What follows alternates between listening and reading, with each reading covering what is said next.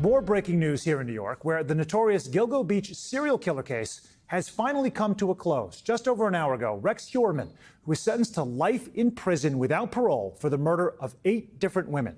The former architect and married father of 2, seen here in court today, admitted earlier this year to soliciting sex and strangling his victims before dumping their bodies across Long Island's South Shore between 1993 and 2010, so a 17-year period there.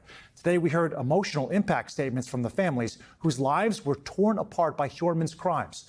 The sister of one victim telling him, "You don't have the humanity to feel any remorse." Now, take a listen to the judge's fiery response after Heuermann addressed the court.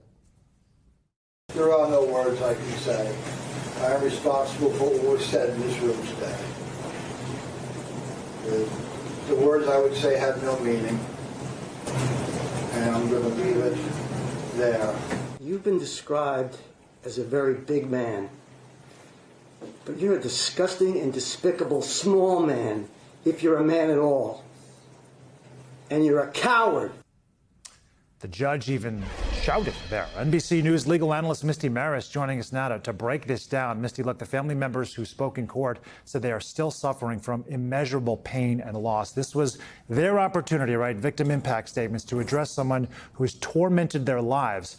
What do you make of no emotion or reaction, apparently, from Heuermann? So this has really been him the entire time that the case has gone on. He has shown no emotion. I've talked to Sheriff Errol Toulon, who's overseen his detention the entire time he has been there, up until today when he'll be transferred. Even behind bars, no emotion. Arraignment, no emotion. And you're talking about somebody who had never spent a day in jail and has shown no emotion, no remorse, and has just been stoic at every single part of this process. Was it unusual to see a judge even shouting coward like that? Yeah, I mean, that is unusual and obviously a very strong reaction. But if you look at how this case has played out, remember, Rex Heuermann had been maintaining his innocence throughout the whole course as this case was making its way to trial. Ultimately, it had a lot of really bad evidentiary decisions that weren't going in the way of the defense.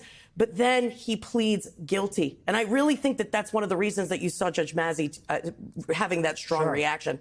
This went on for over a decade and a half. How many documentaries have been made about it? How many questions asked? It just stumped investigators.